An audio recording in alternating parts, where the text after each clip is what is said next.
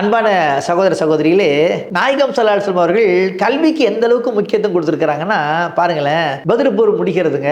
அப்ப கைதிகள் பரிவர்த்தனை அப்படின்னா என்னன்னா, இங்க இருந்து சில கைதியை நாங்க விடுவிப்போம், அது போல நீங்க விடுவிக்க. அப்ப நாங்க 2 பேர் அனுப்பிச்சா நீங்க 2 பேர் அனுப்பணும். இது ஆப்ஷன் நம்பர் 1. ரெண்டாவது என்னன்னு கேட்டீங்கன்னா, கைதியை விடுவிப்பதற்காக அமௌண்ட் ஃபிக்ஸ் பண்றாங்க. இத்தனை 1000 தீனார் தந்துட்டா நாங்க கொடுத்துருவோம். அப்ப அவங்க என்ன பண்ணுவாங்க, எதிரிகள் இவ்வளவு தீனார் தருவோம், இந்த கைதியை விடுவிச்சிருங்க, அது விடுவிப்பாங்க. இது ரெண்டாவது. நாயகம் ஸல்லல்லாஹு அலைஹி வஸல்லம் புதிதாக மூன்றாவது ஒரு ஆப்ஷனை கொண்டு வந்தாங்க. அது என்ன தெரியுமா?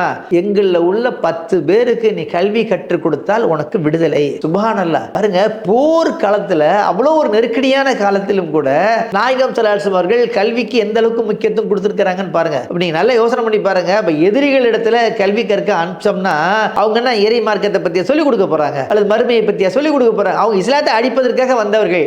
ஆனாலும் எழுத்தாக இருக்கட்டும், எண்ணாக இருக்கட்டும், இதெல்லாம் ஒரு கல்வி தானே. அப்ப கல்வி கிடைக்குது அப்படின்னா நம்ம என்ன பாடுபட்டாவது, எப்பேற்பட்டு சூழல் ஏற்பட்டாலாவது நம்ம அதை எடுத்துக்கொண்டு கல்வியை கற்க வேண்டும் என்பதற்கு நாயகம் ஸல்லல்லாஹு அலைஹி வஸல்லம் அவர்கள் கொடுத்த முக்கியத்துவத்தை நாம் புரிந்து கொள்ள வேண்டும். ஆக கல்வியிலே படித்த சமுதாயமாக வருங்கால சமுதாயத்தை உருவாக்குவது நம் மீது கடமை. இறைவன் நம் அனைவருக்கும் கிருபை புரிவானாக.